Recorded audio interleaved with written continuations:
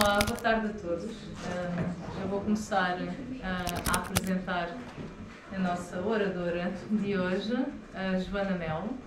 E a Joana Melo tem um perfil muito diversificado e muito multifacetado. A Joana lidera a equipa de Customer Insights na Marley Spoon, que a Joana é capaz de dar um bocadinho de contexto sobre o que é a Marley Spoon. Mas se ouviram falar da Martha Stewart e Marley Spoon, acho que se associam um bocadinho. E para além de ter este papel, a Joana também é investigadora e tem uma larga experiência no campo da investigação da psicologia social e especificamente no comportamento do consumidor, na área da persuasão, na área da relação com as marcas.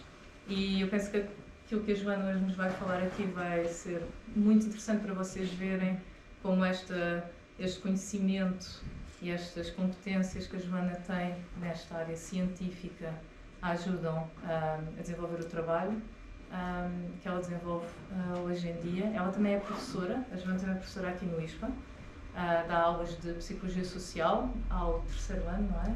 Ao segundo, já não me lembro. É segundo ou terceiro ano, não é que depende das turmas, e também dá a cadeira de marketing ao quarto ano aqui no ISPA, portanto, quem estiver interessado em marketing e comportamento do consumidor, a Joana é a pessoa ideal para abordar.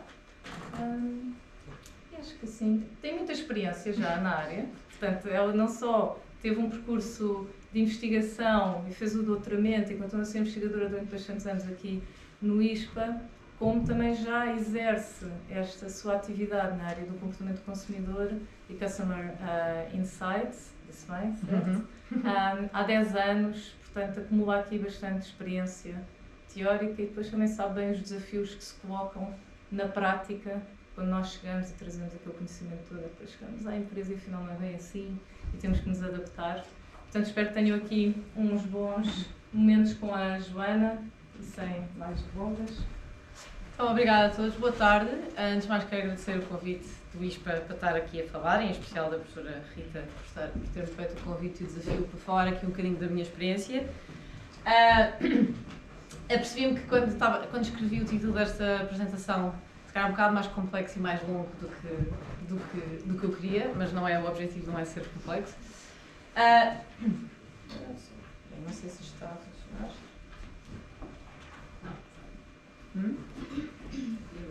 Já está, obrigada. Queria começar por falar aqui um bocadinho do meu percurso, a Rita já foi falando. Eu tirei o mestrado integrado em Psicologia Social e das Organizações aqui no ISPA. Depois trabalhei há alguns anos em diferentes empresas de estudos de mercado. Trabalhei numa empresa que é a Consumer Channel, que já não se chama assim porque foi comprada por uma empresa que é a NetSonda, que era uma empresa muito pequena de estudos de mercado qualitativos, que é normalmente a área, eu vou falar o que é isto, mas é normalmente a área de estudos de mercado que procuram muito psicólogos e pessoas que estudam ciência do comportamento.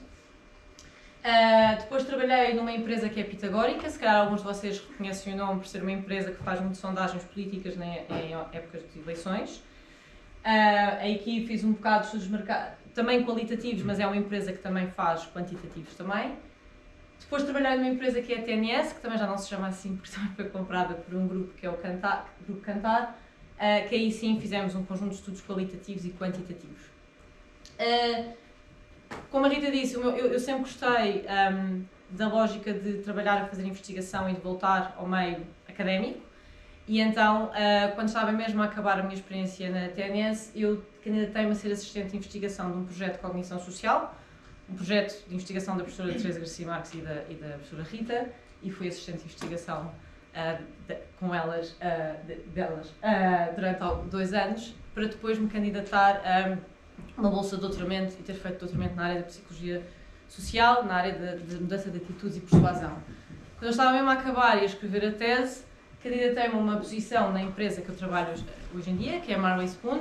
Eu depois vou explicar o que é, tenho a certeza que a maioria de vocês nunca ouviu falar deste nome, e que estou a liderar este departamento de Customer Insights. Antes de passar, queria só aqui mostrar, eu depois de alguns anos a fazer o doutoramento, quando finalmente vou defender a minha tese, tenho que ser em casa, por causa do Covid, portanto aquilo é a minha sala depois de ter defendido a tese. e ali estão os meus orientadores, a professora Teresa Garcia Marques e o professor Pablo Brunhol da Universidade de Madrid, que foram os meus orientadores do meu doutoramento. Então, eu vou falar ao longo desta conversa um bocado de alguns temas, de estudos de mercado quantitativos e qualitativos, de comportamento do consumidor, de imagem de marca, de Customer Insights. Eu já vou explicar, obviamente, o que é que são todos estes temas, mas a vossa primeira pergunta pode ser, está bem, para quem é que isto interessa? Quem é que são as empresas ou quem é que são as marcas que querem saber sobre o que é que são Customer Insights? E vocês podem perguntar, ok, quem é que são as empresas, quem é que quer saber disto? Eu fiz aqui uma pequena seleção, muito pequena, de todas as marcas com quem eu trabalhei, nestas diferentes empresas, e é apenas uma pequena seleção de várias empresas em Portugal que procuram e que querem saber mais sobre quem é que são os clientes e que percepção é que as pessoas têm das marcas. E vocês veem aqui coisas tão variadas, tipo Continente, Wells, EDP, Nestlé, PSD, os partidos políticos também fazem estudos de mercado, ok? A fundação do Bill Gates, todas estas diferentes, portanto, de áreas completamente dispares, que quiseram saber mais sobre os clientes e quiseram saber mais sobre quem é que eram os clientes, como é que as pessoas veem as marcas, os produtos, etc. Mas o que é isto de estudos de mercado e de cliente? Porque é que estas empresas, no fundo, tentam perceber mais quem é que são os seus clientes e as marcas, como é que são percepcionadas? Primeiro, eles querem saber quem é que são, querem compreender o comportamento do mercado e dos clientes. Querem saber quem é que são, como é que eles estão a comportar, porque é que eles estão a comportar daquela forma e querem saber mais sobre isso. Depois querem identificar segmentos de principais clientes. Querem saber quem é que são os clientes. São de que tipo de pessoas, o que é que elas estão à procura, que motivações é que têm, que interesses é que têm, que necessidades é que querem ver respondidas. Mas não só dos clientes que existem, mas também de potenciais clientes, não é? Pessoas que ainda não conseguiram alcançar.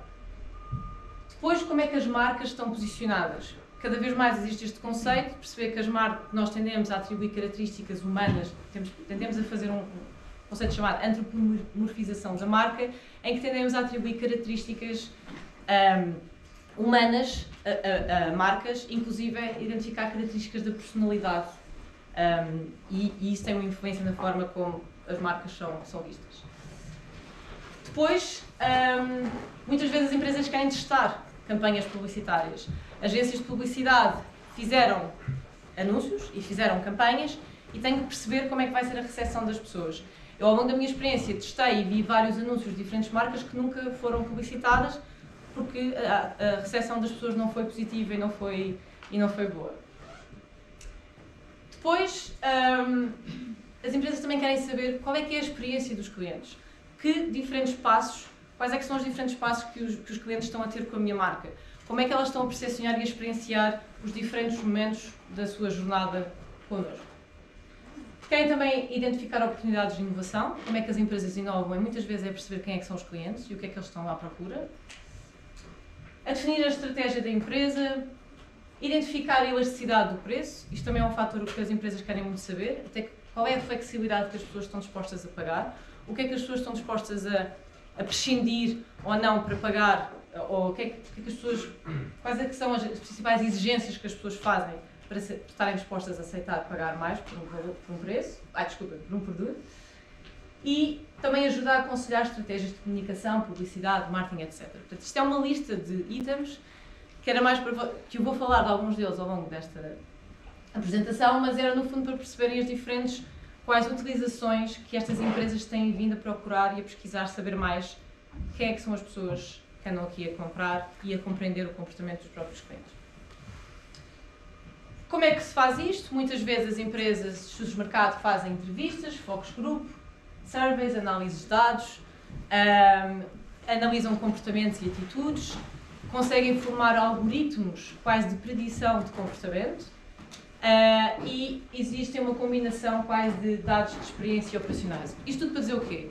Nesta área, que as empresas querem saber mais sobre os clientes e sobre o comportamento dos próprios clientes, a forma como nós temos para analisar e perceber mais quem é que são e como é que eles se comportam é muitas vezes através destes diferentes métodos. E vocês podem perguntar, ok, isso é tudo muito bonito, Joana, mas porquê é que uma psicóloga, uma pessoa que estudou psicologia tem algum tipo de interesse, qual é a relevância de uma pessoa que estudou psicologia a fazer isto? Uma pessoa, se calhar, que estudou marketing, ou uma pessoa que tirou gestão, se calhar consegue fazer isto igualmente bem. Eu pus ali a bold algumas palavras de propósito que são chaves exatamente para dizer porque é que um psicólogo, ou porque é que uma pessoa que estuda ciências de comportamento humano, porque é que é relevante existirem pessoas como nós a trabalhar nesta área. Porquê? Primeiro, não há pessoa melhor, não há um grupo de pessoas melhores que saibam compreender o comportamento humano, as atitudes, as motivações e os comportamentos. Nós temos um conhecimento teórico e prático do conhecimento do comportamento humano, perceber que nós somos enviesados pelo contexto, que nós cometemos erros de raciocínio, de percepção, que somos influenciados por todo o contexto que existe e, portanto, é obviamente muito relevante que existam pessoas nesta área a trabalhar. Depois, o conhecimento que nós temos do pouco racionais que os seres humanos conseguem ser em processos de tomar decisão e as heurísticas que nós utilizamos como poupança de recursos cognitivos e os enviesamentos que nós somos alvo.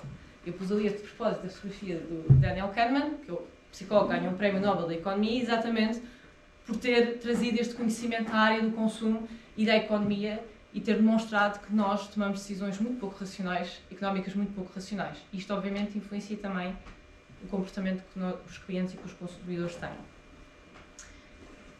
Depois, compreender, já tenho estado a dizer isto, o impacto do contexto da ativação de informação.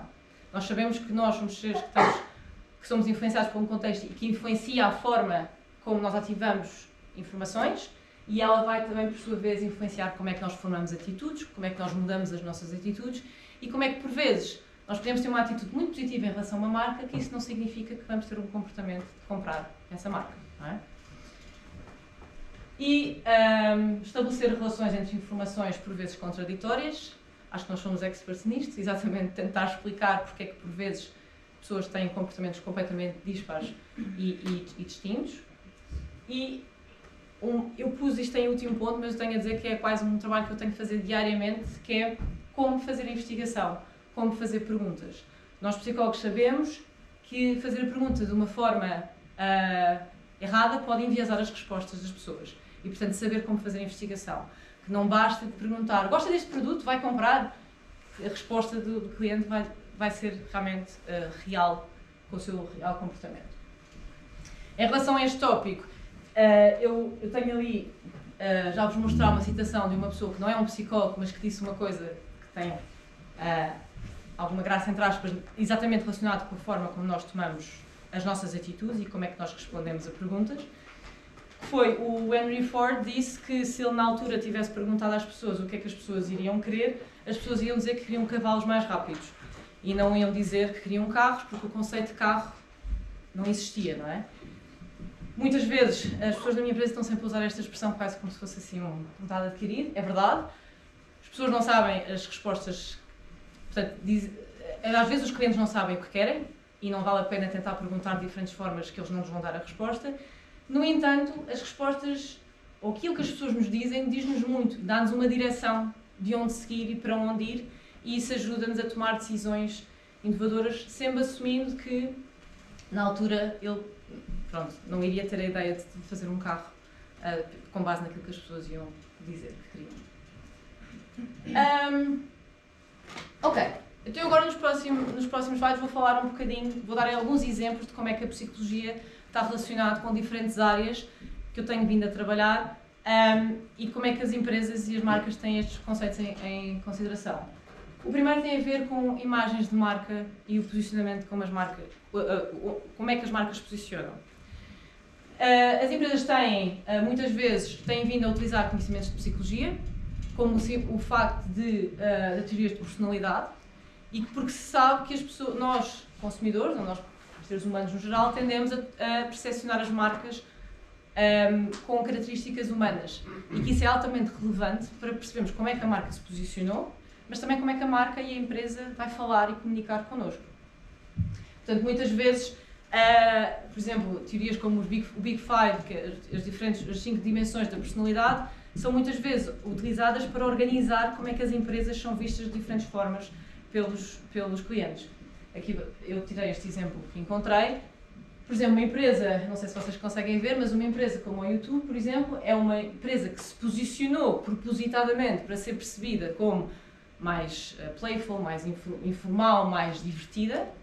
Posicionou-se dessa forma, tendo em conta aquilo que sabiam sobre o mercado e o segmento das pessoas que estavam a querer alcançar. Mas o que é que isto significa? Significa que se quiserem manter este posicionamento, toda a comunicação desta empresa, tudo, desde anúncios, publicidade, lettering, forma de comunicar, tudo tem que acompanhar este posicionamento. Porque senão pode distanciar-se e pode querer mudar o posicionamento, e muitas marcas têm feito isso ao longo da história, mas é importante para o YouTube, enquanto empresa, é importante saber que é este o posicionamento e esta a forma como os clientes a veem. Isso significa que o YouTube, se fizesse um statement mais político ou mais formal, se calhar não ia bater certo com a sua comunicação, não é?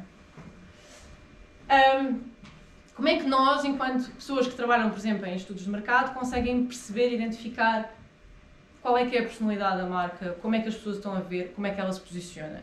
Existem diferentes técnicas, tarefas de focus group, de teste de redes associativas, tarefas projetivas, e o por projetivas entre aspas, não estamos a falar de técnicas projetivas clínicas, ok? Mas mais técnicas de tentar perceber que características são estas que as pessoas veem. Eu uma vez fiz um trabalho para uma marca de shampoos, parece um bocado aleatório, e conseguimos identificar diferentes personalidades para diferentes marcas de shampoos, e vocês pensam, mas como assim? É uma marca de shampoo? Mas a verdade é que as pessoas associam mesmo diferentes características, têm expectativas diferentes em relação ao produto e associam aquela marca só é consumida por pessoas com mais dinheiro, mais sérias, mais focadas na qualidade, o que é que quer que seja, e que isso obviamente influencia imenso a própria decisão da própria pessoa de comprar.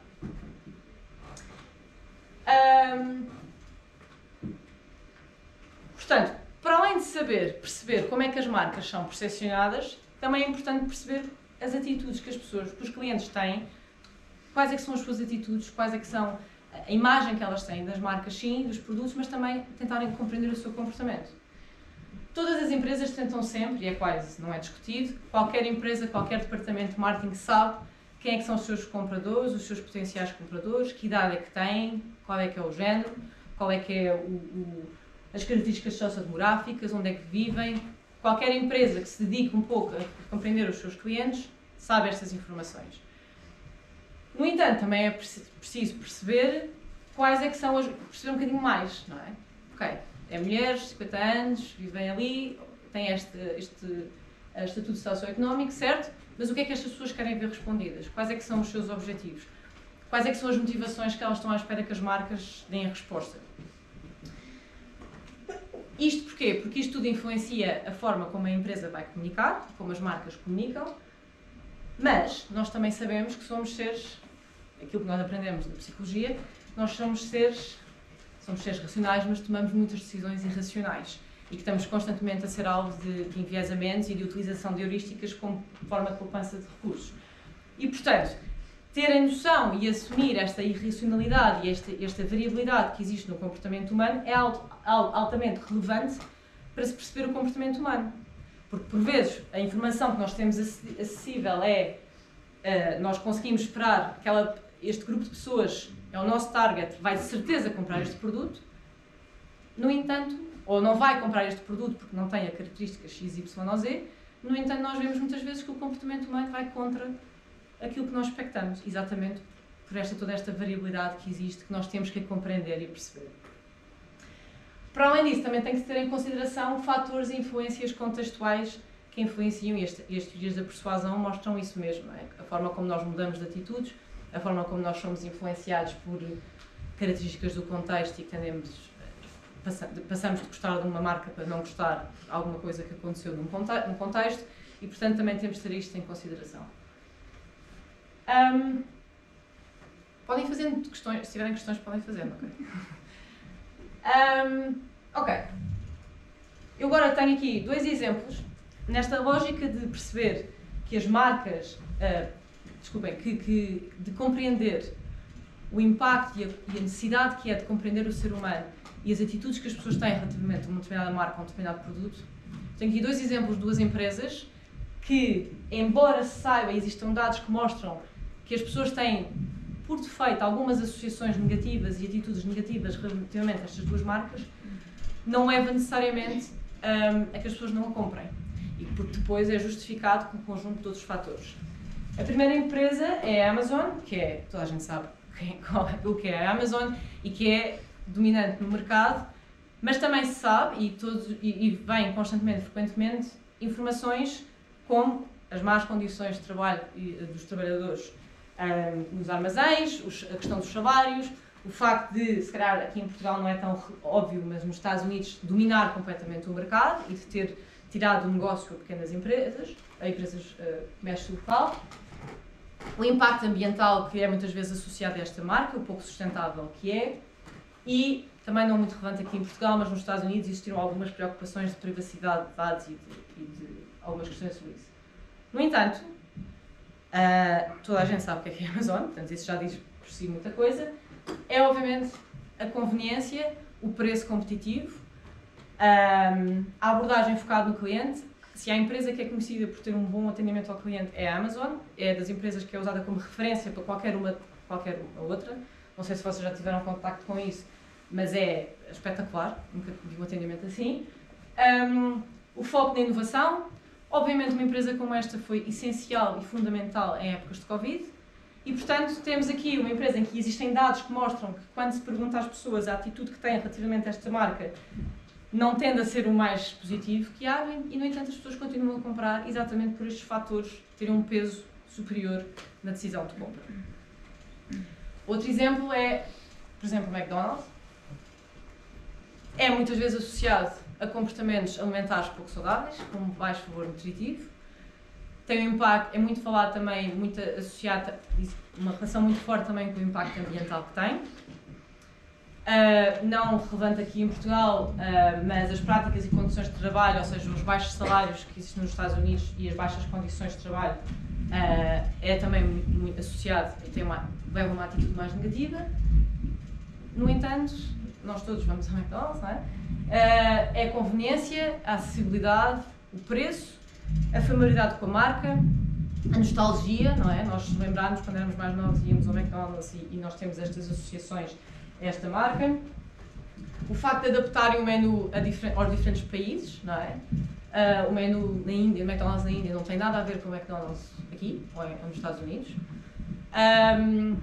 O facto de terem tentado ter cada vez mais opções saudáveis, por exemplo em Portugal, lá está, as diferenças culturais. A consistência, a confiabilidade, nós sabemos o que contar, sabemos o que esperar, é eficiente, é eficaz. E o marketing e o branding muito forte que esta empresa tem, inclusive é de se associar a eventos desportivos. Portanto, mesmo sendo uma marca que não é necessariamente percebida como saudável, associa-se a campeonato do mundo de futebol ou do Euro, ou tal, certo? Portanto, estamos a falar de marcas que têm evidências e dados que mostram que as pessoas não têm necessariamente uma atitude positiva em relação às mesmas. No entanto, levanta esta questão de que o comportamento do consumidor é complexo e temos que compreender realmente os valores todos, os impactos todos do contexto e a forma como o nosso comportamento é influenciado por características, neste caso a conveniência e o preço das duas marcas, das duas empresas, sobrepõem às associações, aos pensamentos que podemos ter mais negativos.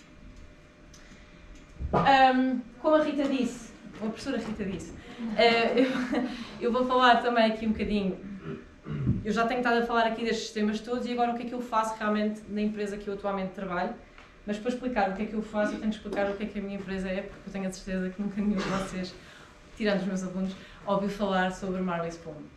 Marley Spoon é uma empresa que não existe em Portugal, é um serviço de subscrição de entrega de kits de refeições, isto significa que pessoas que gostam de cozinhar escolhem o número de receitas que querem cozinhar em casa, do nosso conjunto de receitas, e nós enviamos os ingredientes para as pessoas cozinharem. Portanto, muito focado na conveniência, na sustentabilidade e numa questão prática, não é? Nós servimos os Estados Unidos, a Austrália e alguns países da Europa, mas realmente não Portugal. O que é que...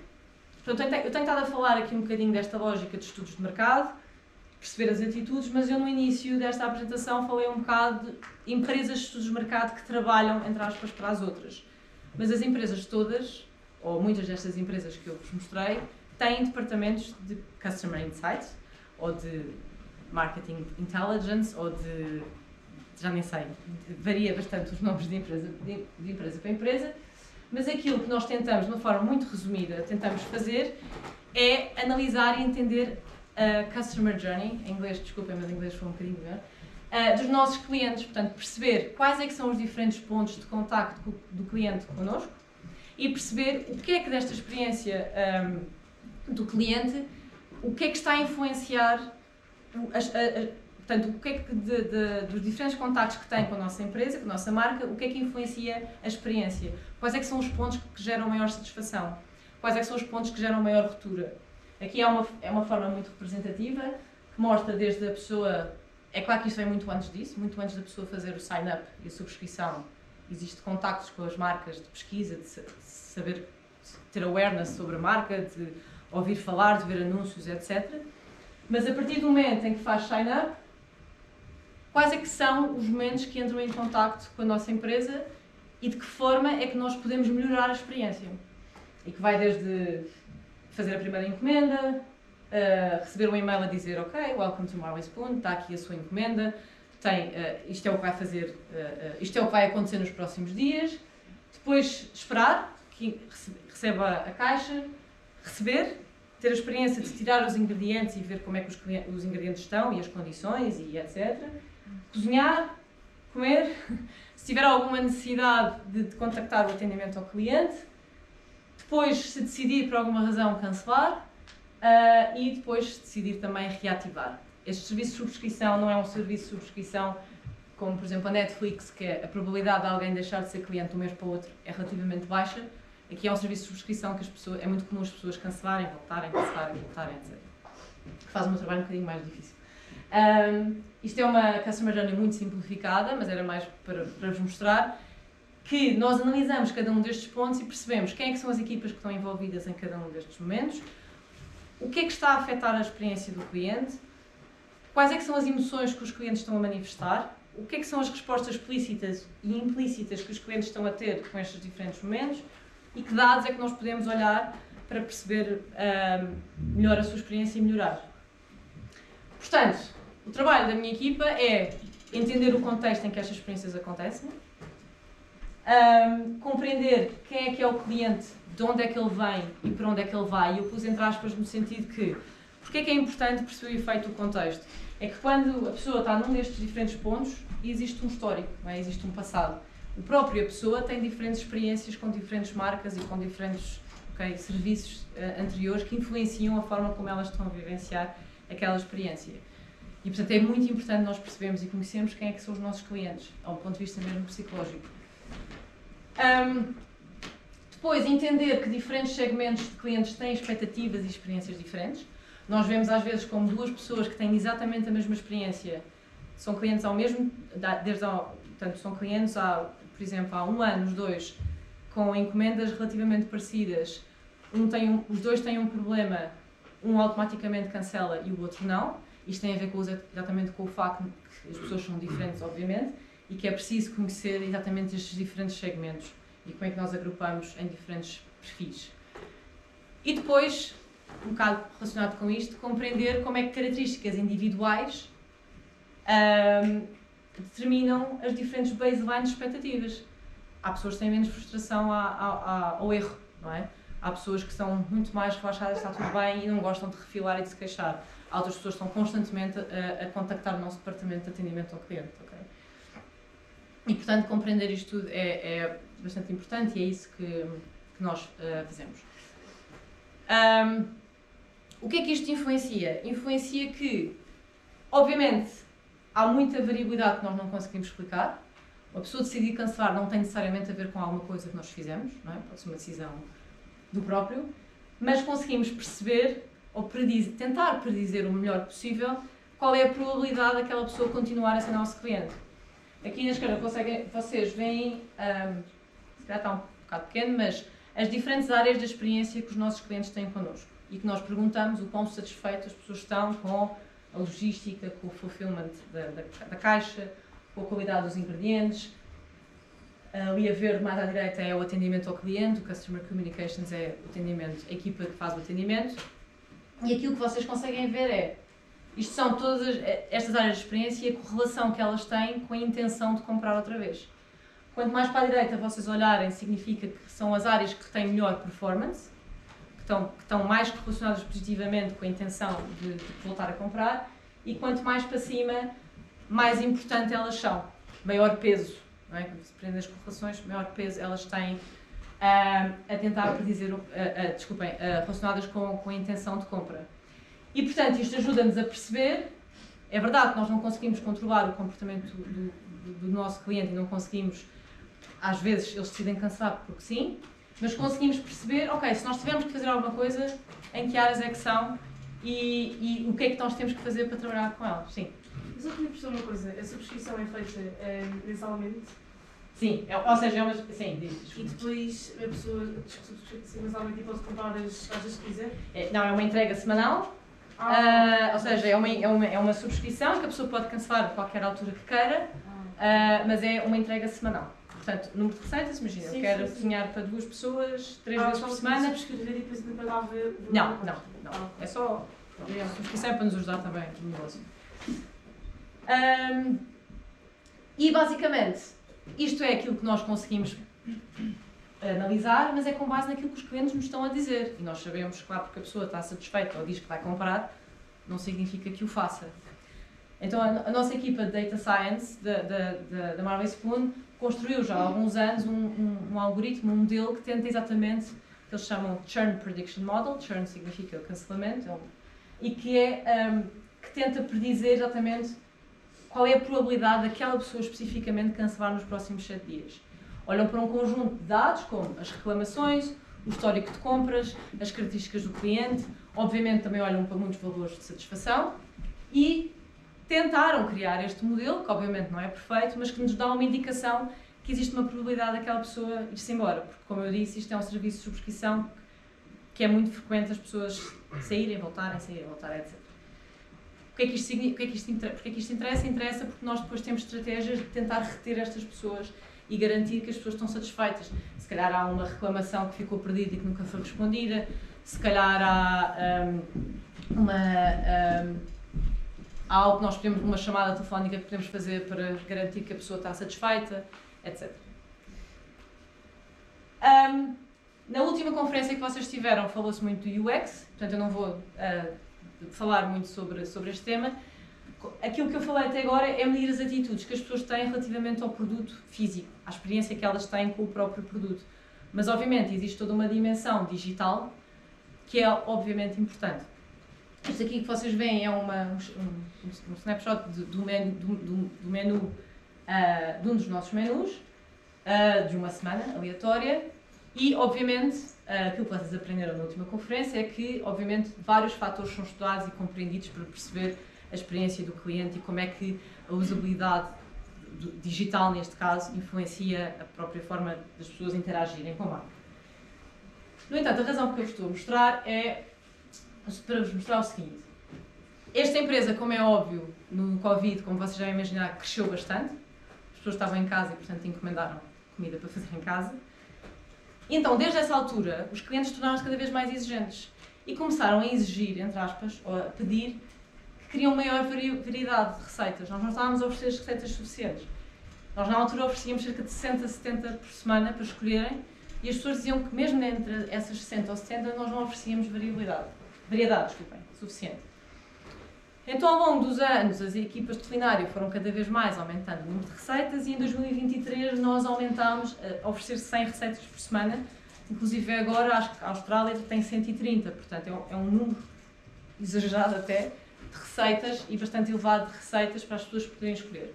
O que é que vocês acham que aconteceu quando em 2023 nós aumentámos 70 para 100? Acho que as pessoas ficaram satisfeitas?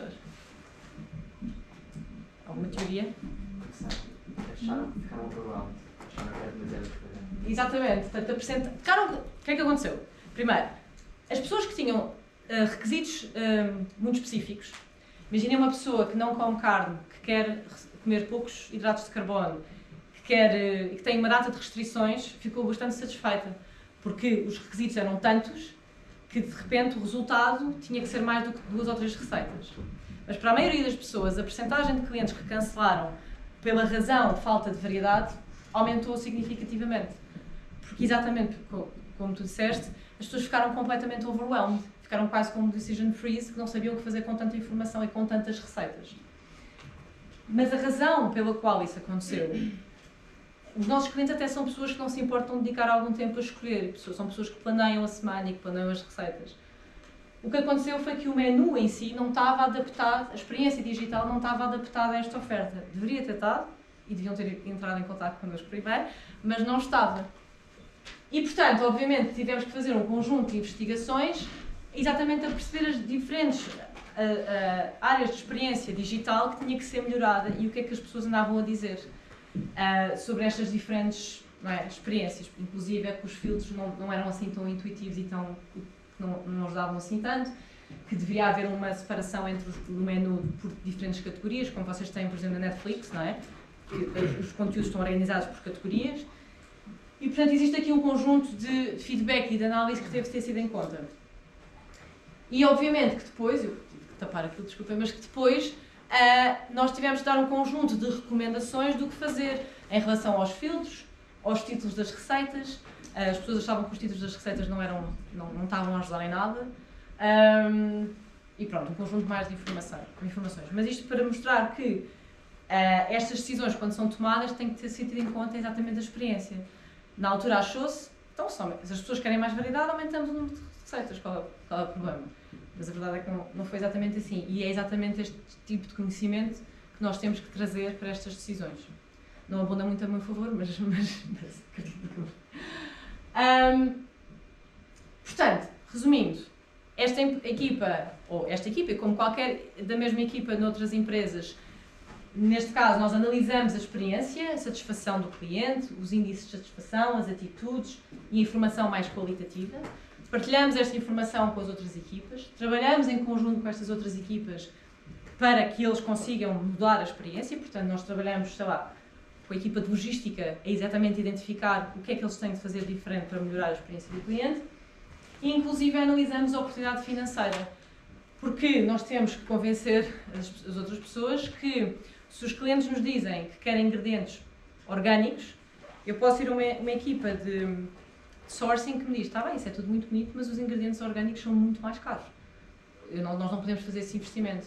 Mas se nós mostrarmos que melhorar a experiência do cliente tem, obviamente, um retorno financeiro, então aí conseguimos ganhar aí, não é? Ganhar entre aspas. Depois também fazemos, que é a parte que eu mais gosto, que é fazer a parte de investigação e de research, que é tentar perceber, então vamos falar com os clientes, vamos tentar descobrir outras, o que é que há mais para saber. Eu quero muito saber sobre aquela parte específica da experiência deles e vamos fazer surveys, e vamos fazer entrevistas por telefone, e vamos falar com as pessoas, e vamos ter com as pessoas o que for, e vamos conhecer mais como é que nós podemos melhorar. E depois ali fazemos as perguntas que ninguém se lembra de fazer. São várias as vezes em que nós estamos a construir guiões de entrevistas ou surveys, e outras pessoas de marketing ou de outras equipas dizem, mas eu recomendaria tirar esta pergunta não serve para nada. Na verdade serve, okay? Porque nós enquanto psicólogos ou estudantes destas áreas, percebemos que nós às vezes temos que fazer perguntas que não são as óbvias, mas que elas ajudam-nos a perceber outras dimensões do cliente que nós nunca tínhamos pensado. E tudo isto contribui para a estratégia da empresa com foco no cliente. A Marley Spoon é uma empresa, por exemplo, que a estratégia da empresa é definida com base naquilo que nós trazemos, aquilo que vai melhorar realmente a experiência do cliente. Mais uns minutos. O que é que... O último ponto, o último exemplo que eu vos queria dar é... Eu até agora falei-vos de como é que estas atitudes relativamente ao produto, à experiência digital, tudo isto influencia o comportamento e a forma como nós vemos as marcas, mas há outra dimensão que nós também fazemos e estudamos bastante, que é o preço. Nós sabemos que a forma de percepcionar o preço é algo altamente influenciado por características variadas, do contexto, individuais. Por exemplo, nós sabemos que a forma como nós percepcionamos o preço é influenciada por comparações que nós fazemos relativamente a outros produtos, em relação às estratégias que a empresa tem para comunicar. Obviamente que sabemos todos pagar 9 dólares e 99 é muito mais barato do que 10. Na verdade não é, mas nós percepcionamos desta forma. As normas sociais e culturais, a situação financeira familiar, fatores emocionais. Obviamente todos nós estudamos processos de ancoragem e de ajustamento, não é? Que somos influenciados e que influenciam as nossas forma como nós pensamos no valor e no preço. Heurísticas associadas à relação entre preço e qualidade. Sabemos todos que quanto mais cara deve ser porque é melhor. O contexto, a escassez, a reputação da marca, etc. Portanto, isto é um exemplo, uma lista de exemplos de variáveis que nós sabemos que influenciam a forma como nós percepcionamos preço. E, portanto, as marcas e as empresas têm, obviamente, também que perceber isto. Porque qual é que vai ser o impacto de nós aumentarmos o preço? Porque temos que aumentar, porque tem que ser. Qual é que vai ser o impacto? E o que é que podemos predizer? Nós, para isso, utilizamos um modelo económico da economia exatamente para identificar qual é que é o range, qual é que é a flexibilidade e elasticidade de preço e o que é que as pessoas estão dispostas a pagar, que é determinada. Vocês sabem também que, embora toda a gente goste de pagar pouco, às vezes nós desconfiamos, não é? Se as coisas são muito baratas é porque não devem ser boas. E às vezes as coisas são tão caras que então não quero comprar. Há aqui um intervalo no meio que nos diz a flexibilidade que as pessoas estão dispostas a pagar, e saber esta flexibilidade influencia altamente a forma como as pessoas vão ser mais ou menos dispostas a comprar e a pagar pelo nosso produto. E trouxe-vos aqui um exemplo de duas marcas da empresa que eu trabalho, de um determinado mercado. A marca A, como vocês veem, aquilo que está azul, assim, aquelas duas colunas, diz o range, não é?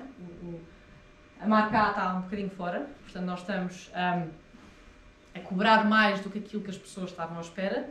Significa que as pessoas não vão comprar? Não. Okay? Dá-nos apenas uma flexibilidade,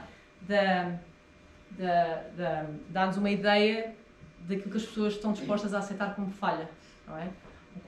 Depois de um número seguido de problemas, se calhar são mais prováveis de cancelar por causa daquilo, não é? Por outro lado, a marca B está exatamente como é suposto. Okay? Portanto, está mesmo naquela flexibilidade de aceitação que as pessoas estão dispostas a pagar.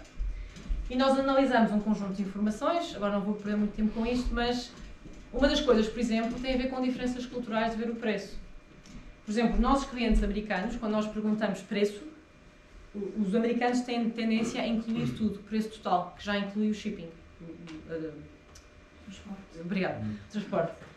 Enquanto que nós, europeus, obviamente temos isso em consideração, mas quando pensamos em preço, tendemos a pensar no preço do produto. E depois sabemos, provavelmente depois é-nos cobrado mais. Mas os americanos estão tão habituados a fazer encomendas, okay? Já faz parte da natureza deles, e portanto, a forma como nós fazemos esta pergunta, ou a forma como nós analisamos os resultados, tem que ser um pouco diferente entre culturas por causa disso.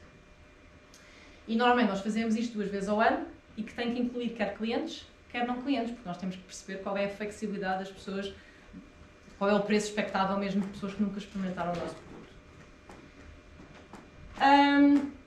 É isto. Antes de acabar, tenho só aqui uma coisa que achei piada, que encontrei que achei piada, da importância de fazer perguntas e como fazer perguntas. Esta métrica, que é o NPS, é a métrica mais utilizada em qualquer empresa. Tenho a certeza que a maioria de vocês já todos responderem a alguma fase da vossa vida a esta pergunta, que é o quão provável é que recomenda a marca X ou Y a um familiar ou amigo. Todas as empresas adoram, os gestores adoram. Por acaso aquela até está mal feita, porque normalmente é de 1 a 10, ok? Ou de 0 a 10. Aquela pessoa deu uma resposta de 1, não é? Não queria recomendar o Windows 10. Okay? E depois nós perguntamos, depois a empresa perguntou, a Microsoft perguntou, pode explicar porquê? E a resposta da pessoa é: eu quero que vocês percebam que as pessoas não têm conversas aleatórias em que estão a recomendar sistemas operativos a amigos, não é? E é muito importante. E realmente as empresas hoje em dia usam isto como default. Temos que medir o NPS e se o NPS estiver bom, ótimo, estamos ótimos. Neste caso, se calhar era um cliente que gosta do Microsoft Office, desse sistema operativo, mas que simplesmente não vai recomendar, porque quem é que recomenda Office? E é isto. Acabo aqui com um cartoon que eu tenho que fiz e, portanto, achei que era engraçado. Questões? Dúvidas? Obrigada, Joana.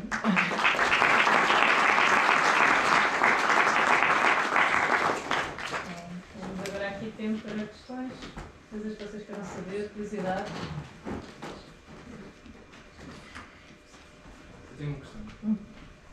Imaginemos que eu vou abrir uma empresa e quero estudar o meu. Não uma curiosidade, mas quero estudar o meu público-alvo, etc. Quão acessíveis são estes dados? Ou seja, como é que eu, na prática, vou lá chegar? Existem muitos dados que estão disponíveis, às vezes a pagar, outras vezes disponíveis acessíveis na internet, não é? E de bases de dados e de coisas. Existem dados e fontes de informação que estão disponíveis. E muitas vezes especializadas, às vezes tem que se pagar por elas, mas muitas vezes tem que se fazer um estudo de mercado. Por exemplo, na minha atual empresa nós fazemos estudos de mercado com pessoas que não são clientes, ou seja, vamos falar com pessoas que nunca compraram nenhum destes serviços e vamos fazer um conjunto de perguntas que nos ajudam a perceber se existe sequer procura para isto e quem é que são as pessoas, não é? Ou seja, por exemplo, a lógica de... os meus alunos sabem disto, que eu tenho sempre um exercício que é, imaginem que eu queria abrir uma loja de bolos em Santa Apolónia e eu queria perceber se é que isto ia ter sucesso.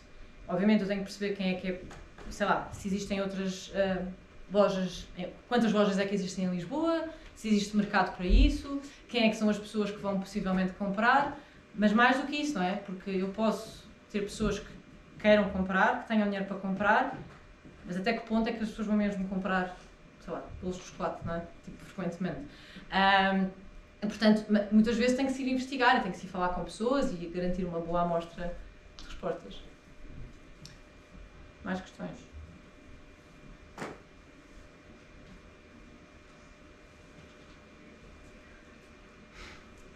Estão muito cansados, assim.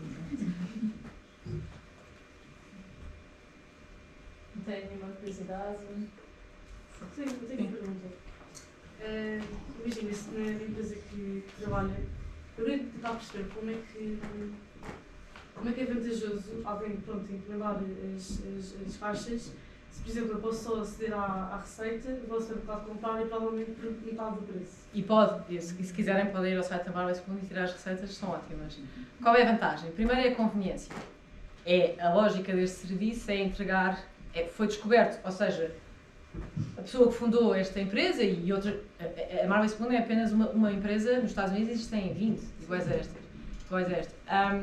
No fundo perceberam que existia aqui uma necessidade, primeiro de conveniência. Eu não quero ter trabalho, eu quero que me venham entregar as coisas a casa e cada vez mais existe este comportamento de consumo das pessoas, não é? Não irem a um sítio e encomendarem. Depois, acesso a ingredientes que não estão assim disponíveis no supermercado. Portanto, ingredientes e a variedade e a porções, a pessoa também não gosta de desperdiçar, não é? Se, por exemplo, nesta empresa, se a pessoa precisar de 50 gramas de arroz, nós enviamos 50 gramas de arroz, nós enviamos um pacote de arroz. E, portanto, é muito focado no evitar o desperdício e evitar também o desperdício financeiro, não é? A pessoa, por exemplo, nos Estados Unidos, as pessoas não têm um supermercado ao lado de casa, tem que pegar no carro, tem que ir, ou seja, todos estes contextos influenciam esta facilidade de a pessoa não ter que se chatear, não ter que pensar em nada, não ter que pensar em receitas. É ótimo.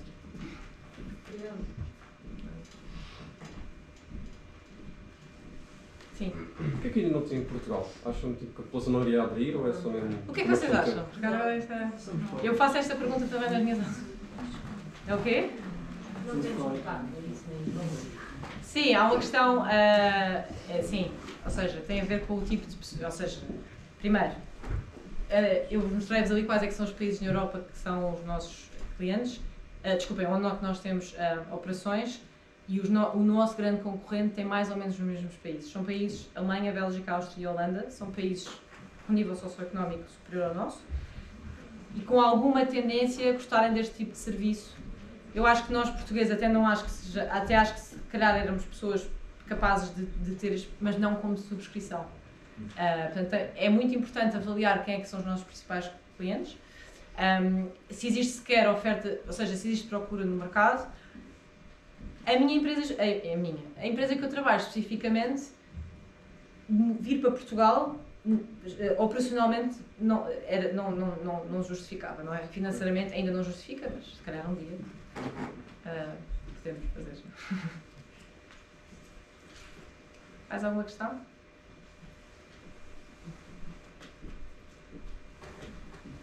Sim.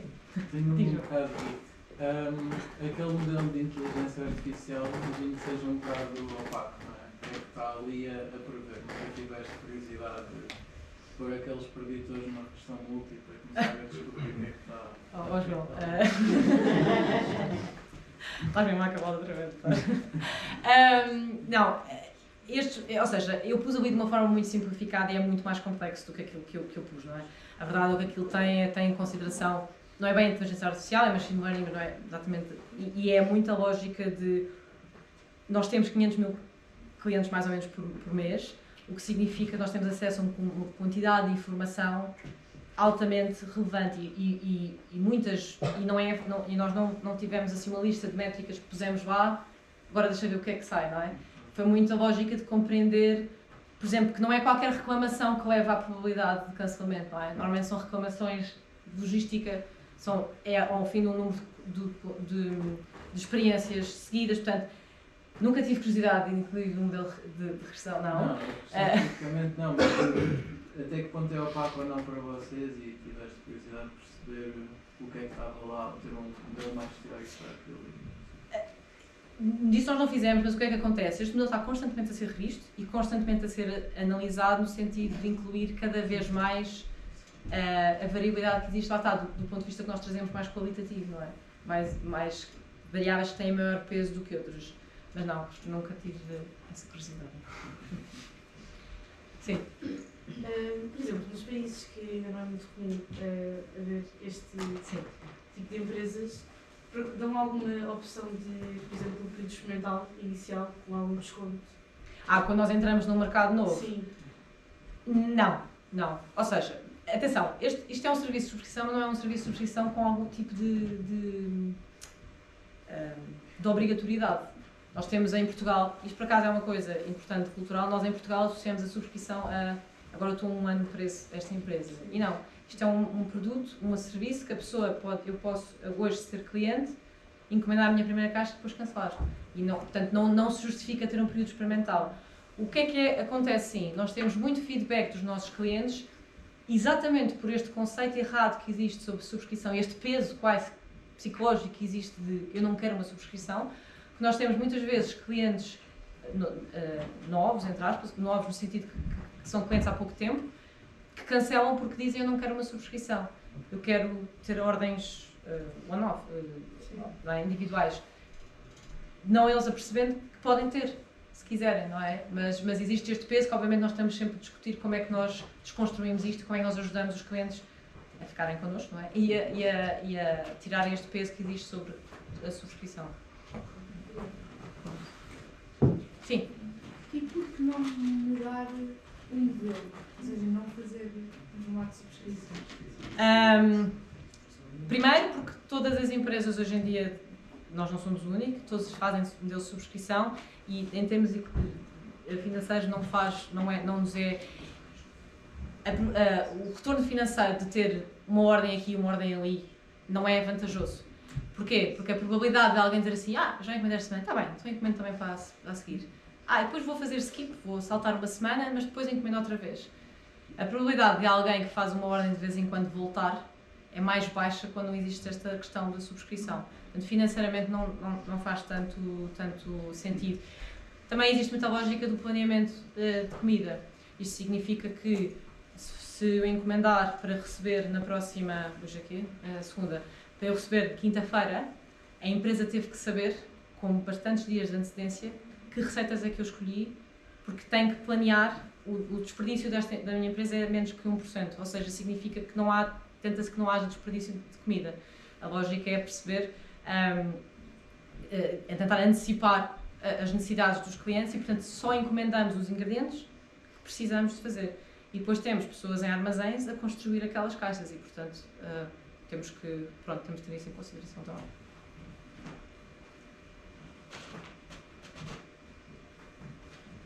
Sim. Porque eu vi, tiveste aí há pouco um slide que estava tapado, porque eram recomendações. Eu queria saber como é que ouvias essa comunicação, porque uma coisa é aquilo que vocês, na vossa equipa, vão fazer a investigação e tentar chegar a algumas conclusões sobre os vossos clientes ou potenciais clientes. Depois, como é que isto é comunicado vou usar aquele palavrão, aos stakeholders, não é? É um negócio, não é? Portanto, nós queremos fazer o melhor para os nossos clientes, mas como é que tu traduzes isso numa comunicação para, no fundo, quem está a investir no negócio e quer ter lucro? Do ponto de vista, duas coisas. Primeiro, demonstrar sempre o impacto financeiro, tipo, ou bem melhor, a recomendação quando tem um valor financeiro associado, mas nós acabámos por implementar este projeto que nós chamamos de What Customers Want, que é, neste momento, 2 vezes por ano. Nós apresentamos ao C-Level, portanto, ao nível executivo, e depois apresentamos também a níveis abaixo estes insights, é dizer, isto é aquilo que vocês têm que fazer. E depois, claro que há equipas que não têm necessariamente isto em consideração, mas como isto é partilhado com a empresa inteira, com qualquer pessoa da empresa que tem acesso a este relatório, muitas vezes estes stakeholders são chamados à atenção exatamente mas não é isto que os clientes querem. E portanto nós temos estes vários momentos que nós apresentamos estes resultados e partilhamos estes relatórios, no fundo, para garantir que isto não é esquecido, e qualquer interação ou conversa que nós tenhamos com outras equipas, nós chamamos estes dados à conversa exatamente para... E já aconteceu, portanto, pessoas começarem projetos que nós tivemos que chamar a atenção, espera, não foi nada disto que os clientes disseram, porque é que vocês estão a fazer isto desta forma? Às vezes tem mesmo que ser, outras vezes, pronto, esta constante, faz parte da cultura também da minha empresa, este foco no cliente e estar constantemente a ir buscar estes dados e estes insights. Não sei se respondi à pergunta. Sim.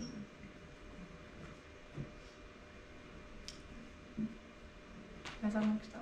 Mais alguma coisa? Se calhar também mais uma curiosidade, não sei o que podes partilhar. O departamento já existia quando tu entraste, não é? O que é que tu sentes que, não sei, conseguiste mudar, ou que se calhar já era valorizado e nem precisaste mudar muito em termos culturais ou de comunicação para valorizarem o que vocês faziam? Já era valorizado antes, não é? A cultura da empresa já valorizava bastante o foco no cliente. A pessoa que fundou esta equipa, entre aspas, que é a minha manager, é uma pessoa que advocou sempre, defendeu muito esta lógica, esta cultura, e portanto, quando eu entrei nesta equipa, isto já estava muito salientado exatamente por esta necessidade. O que é que eu sinto? Era uma equipa muito pequena, depois aumentou e depois agora foi outra vez, mas o que é que eu senti que foi assim o contributo? Eu sou a única pessoa nesta equipa que tem um background em psicologia, as pessoas têm outros backgrounds altamente relevantes também. Eu senti muito mais esta lógica da investigação, por isso é que eu digo que é a parte que eu gosto mais de fazer, de saber como fazer perguntas, de compreender o comportamento, de chamar a atenção para esta irracionalidade que existe e dizer, ok, vocês querem fazer isto, mas isto não significa que os clientes vão comprar, chamar um bocadinho a atenção. Obviamente que não ando a falar de teorias que ninguém as quer ouvir, mas um bocado de chamar a atenção, mas principalmente esta parte da investigação e de fazer perguntas e como fazer e perguntar e que dados retirar. Pronto, sinto que houve aí essa diferença. Quero acreditar que sim. Sim. Neste caso o trabalho é completamente remoto?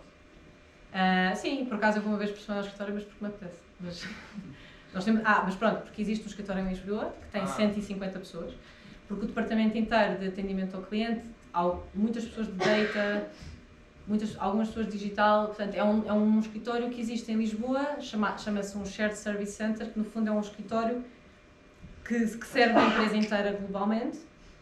Portanto, por exemplo, as pessoas que trabalham cá em Portugal de atendimento ao cliente trabalham, portanto, há turnos a noite inteira, não é? Porque temos clientes na Austrália, portanto, a horas são um bocadinho diferentes. Portanto, sim, é um trabalho que... Mas quer dizer, é remoto no sentido em que eu trabalho com pessoas destes diferentes países, pronto. Ou seja, há postos de trabalho em países onde a empresa não está... Sim, sendo que Lisboa é o único caso de que isso acontece, ou seja, nos outros sítios onde nós temos escritórios é porque existem operações nesses países, sim.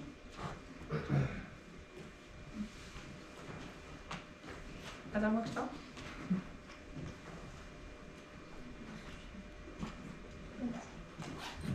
Ok, Joana, obrigada. Obrigada.